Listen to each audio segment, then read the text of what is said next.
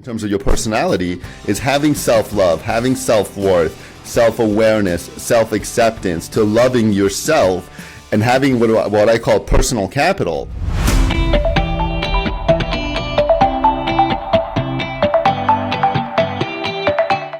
Hello everyone, welcome to another episode of Good Problems to Have with David Nima. I'm your host, David Nima, where we discuss the anatomy of contemporary happiness, and we apply a trifecta of diet, exercise, and mindset best practices to help everyone reach more and more happiness 1 nanosecond at a time.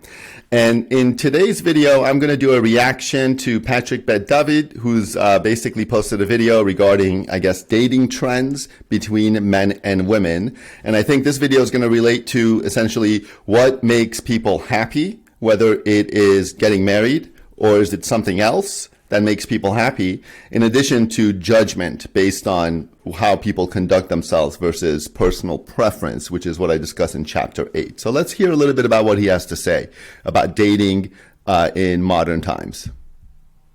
Men live a harder life than women, and I got data here to show you. Now, obviously, this upsets a lot of different people saying, how could you say something like that? Blanket statement, men live a harder life than women? Yes. Brace for impact, whether you're going to like it or not. Wait till the end. If you do get value out of this, and we say this is kind of a good point he's making, give it a thumbs up, subscribe to the channel. If not, go watch a different video, okay? So let's get right into it. So based on a research done, DNA research by Dr. Baumeister, he explains that in today's human population has descended from twice as many women as men. Now, what does this mean? In the history of mankind, 80% of women have reproduced and have had kids. Only 40% of men have ever reproduced. Okay. So 80% women, 40% men. What does this mean? That means 4 out of 5 women reproduce, only 2 out of 5 men reproduce. Okay, fair stat. So when we were looking at this thing here, we said, let's look at data. Let's look at some of the stuff that we have access to right now. It could be Tinder, and then let's look at what women look for in men in a short-term relationship and what women look for in men in long-term relationship, and then you get to make a decision for yourself on how to increase your market value. So according to Tinder, this is what you get on how many women swipe right versus how many men swipe right. If you've never been on Tinder, like I've never been on Tinder, swiping right means you're interested in this person. Swiping left is, I don't have any interest. When it comes down to men swipe right 53% of the time. That means they're interested. 47% of the time, they say, nope, I'm not interested. However, for women, you ready? Ladies, this is you now. Okay? This represents your number according to Tinder. You ready? Women only swipe right 5% of the time. 95% of the time, you say, I am not interested, swiping a rejection to the man. So if you're a guy watching this at the same path, I'm on these dating apps, and I got to tell you, this absolutely sucks because I'm trying to get a relationship. Well, let me give you some more bad news before we go tell you how to measure short-term and long-term value. We found this chart showing in the attractiveness of how attractive you are in the women category. Like, are you in the 80 percentile, 10 percentile, 90 percentile? How many men are still interested in a woman that's this percentile of attractiveness? So it's a little bit of a crazy chart, but I'm going to put it up and we'll go through this together. So here's what it is. If you look at the chart, you see the female advantage to male advantage, right? On the left. Let's try to understand this chart real quick. So male attractiveness levels will like versus female attractiveness.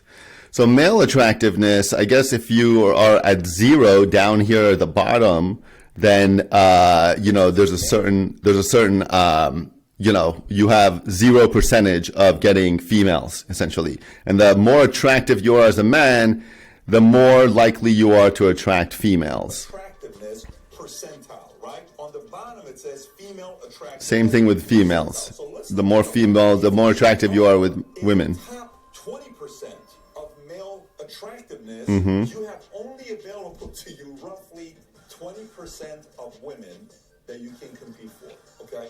Now, for women, if you're in the bottom 20% of attractiveness, you still have access to 80% of men that would be interested in you. Of course, if you're in 100%, it's 100%. Okay, you're the best looking guy. You're like a Brad Pitt or you're a Rachel McAdams. Everybody is interested. You're at the 100 percentile, right? So if you look at this, it's quite depressing because if you're in the bottom 20% of men in attractiveness, if you look how small that is, you're only dealing with 2 to 3% of women.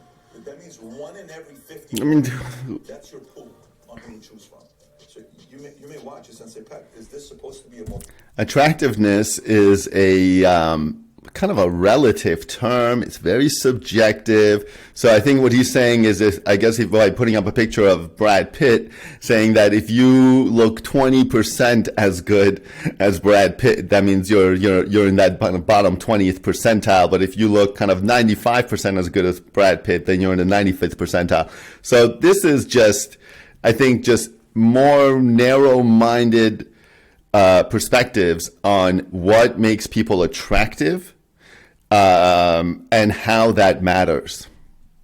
Motivational Monday video, there's nothing motivational about this. I totally get it. But you're either going to watch this and you're going to say, screw these stats, I'm going to go have some more chips and cheesecake and quit my job and sit here and play video games all day. Or you're going to say, I'm going to get my act together. So what are women looking for short term? And what are women looking for long term? Let's look at the data. Women looking for a short term relationship versus long term relationship on 6 different criteria. One is looks, one is resources, meaning how much money, success you have. 3 is your game, 4 is your personality, 5 is your status, and 6 is your age. Looks is 35% of decision-making process. Resources is only 6%. Game is 30%. That's the second most. Personality is 9%. Status is 13%. And then age, whatever, 7%.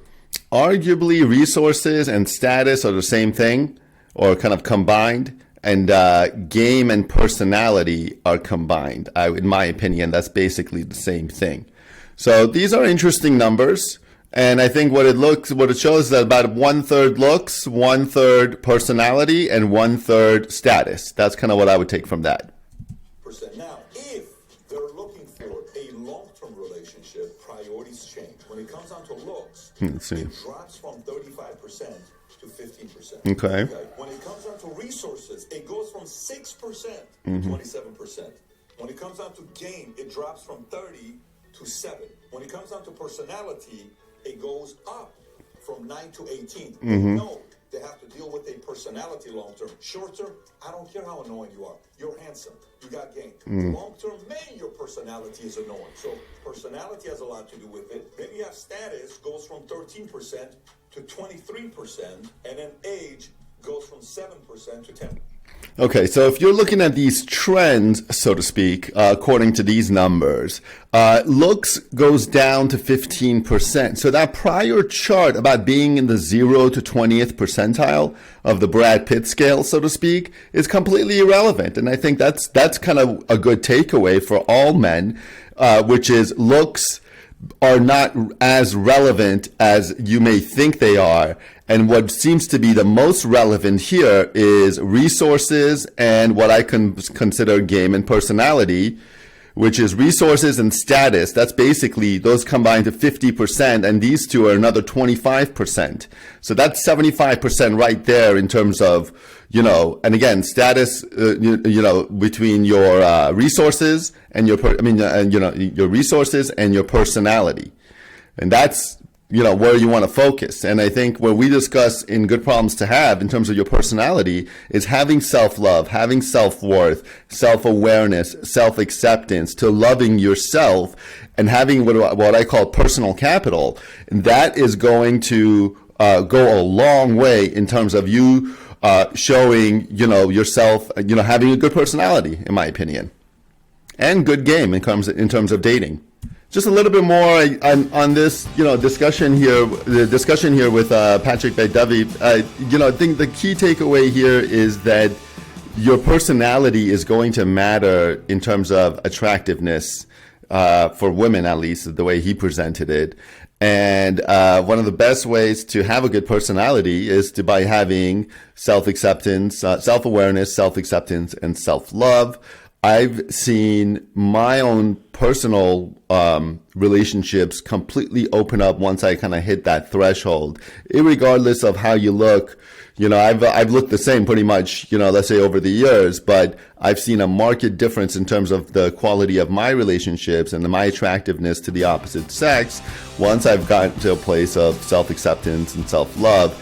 And I'm telling you, that is something that is a worthwhile investment in terms of wanting to improve yourself personally and live a better life and a happier life, and also attractiveness, whether you're male or female or whatever gender you are. In my experience, having that self self-awareness, self-acceptance, and self-love is extremely attractive to both or to all genders. So that's, I think, a key takeaway, and we'll take a look at these stats a little bit later. But that's the key takeaway there. This has been David Nima with Good Problems to Have. Make sure to like and subscribe on YouTube at GPH Lifestyle. And I'll see you guys in the next episode.